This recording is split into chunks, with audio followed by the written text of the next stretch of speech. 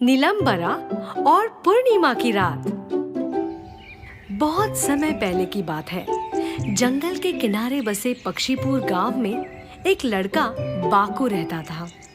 उसे चीजों को गिनने में बड़ा मजा आता था। स्कूल से घर लौटने के बाद वो सब्जियां तोलने और पैसे गिनने में अपनी माँ की मदद करता था। एक शाम बाकू ने रंग बिरंगे पंछियों का एक जोड़ा देखा। वे चहचहाए और उड़ गए। बाकू उनका पीछा करने लगा। वे एक गुफा से उड़ते जंगल आ पहुंचे। यहाँ सब कुछ एकदम अलग था, बिल्कुल पंछियों की तरह। क्या वो नीले बंदर हैं जो सीटी बजा रहे हैं? और गुलाबी हाथी? लग रहा है कि वे गुनगुना रहे हैं। इन विचित्र दृश्यों को देखकर मुग्ध बाकू ने देखा ही नहीं कि सूरज डूब रहा है। जल्दी ही अंधेरा हो गया और वो खो गया। उसे कुछ दूरी पर धधकती हुई आग दिखी। एक औरत चहलकदमी कर रही थी। उसका नाम मिदु था। बाकू उसके पास गया और बहुत धीरे से पूछा, क्या हो रहा है? मैं सो नहीं पा रही। 6 महीने पहले मेरी 10 वर्षीय बेटी कोया को एक विचित्र रोग हो गया। उसके बाद से वो बैठ नहीं पाती। उसने कहा, क्या इस रोग का कोई इलाज नहीं है? बाकू ने पूछा।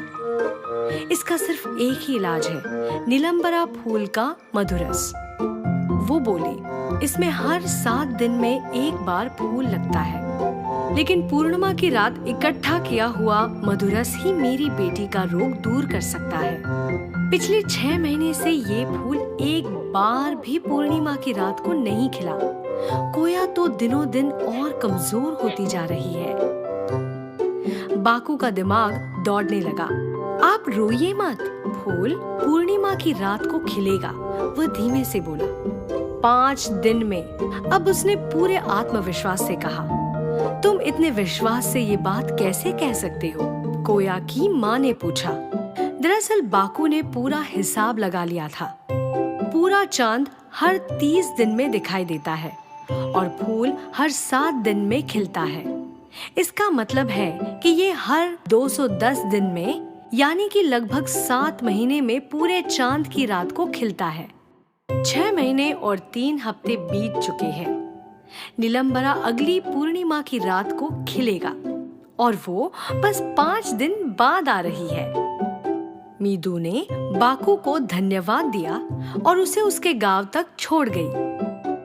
3 हफ्ते बाद जामुन इकट्ठे करते हुए बाकू ने फिर मीदू को देखा। वो दौड़ती आई और उसे गोद में उठा लिया। बाकू देखो, ये मेरी कोया है, वो बोली। फूल तुम्हारी बताई रात को ही खिला। मधुरस ने अपना चमत्कार दिखा दिया। कोया का रोग ठीक हो गया। बाकू बहुत खुश था। मीदू की दुनिया में सब कुछ ठीक था। बाकू ने ये हिसाब कैसे लगाया कि नीलम्बरा फूल हर 7 दिन में एक बार खिलता है और पूरा चांद हर 30 दिन में दिखाई देता है। आखिर उसे कैसे पता चला कि पूरे चांद और फूल का संयोग किस दिन बनेगा? गणित से? गणित से। सच पूछो तो न्यूनतम समापवर्तक LCM से। न्यूनतम समापवर्तक या LCM क्या है? 2 संख्याओं, हम उन्हें अ और ब कहते हैं, का LCM वह सबसे छोटी संख्या है जो अ और ब दोनों की गुणज है। आप LCM कैसे निकालेंगे? 3 और 5 का LCM प्राप्त करने के लिए 3 के गुणज लिखें। 3, 6, 9, 12, 15, 18, 21, 24, 27, 30, 33।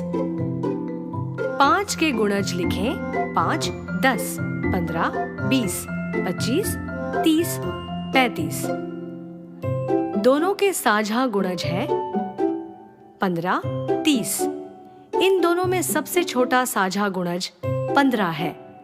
3 और 5 का LCM 15 है। मुख्य विधि या प्राइम फैक्टराइजेशन विधि। हम आमतौर पर बड़ी संख्याओं का एलसीएम जानने के लिए इस विधि का प्रयोग करते हैं। इसमें हम प्रत्येक संख्या को प्राथमिक कारकों के उत्पाद के रूप में लिखते हैं। आइए 20 और 30 का एलसीएम निकालें। सबसे पहले हम प्रत्येक संख्या को इसके घटकों के उत्पाद के रूप में लिखते हैं। 20 बराबर 2 गुणा 2 गुणा 5, 30 बराबर 2 गुणा 3 गुणा 5। अब हम सभी घटकों को गुणा करते हैं। 2 गुणा 2 गुणा 3 गुणा 5 यानी 60। पूर्णिमा की रात को नीलंबरा कितनी अंतराल पर खिलता है? इसका उत्तर 7 और 30 का एलसीएम है।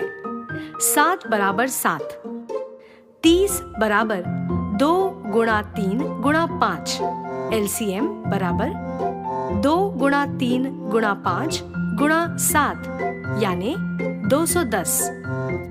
इस तरह नीलंबरा 210 दिन में एक बार पूर्णिमा की रात को खिलता है। कल्पना करो कि आपने अपने पड़ोस की दुकान से मसालेदार वड़ा पाव खरीदने की बात सोची। दुकान पर पहुंचकर आपको पता चलता है कि वड़े एक पैकेट में 3 आते हैं और पाव एक पैकेट में 4 आते हैं। आपको दोनों के कम से कम कितने पैकेट खरीदने पड़ेंगे ताकि आप वड़े और पाव की जोड़ियां बना सकें और कुछ भी फालतू न बचे? संकेत, यहाँ एलसीएम आपकी मदद करेगा। आपकी पार्टी शानदार हो।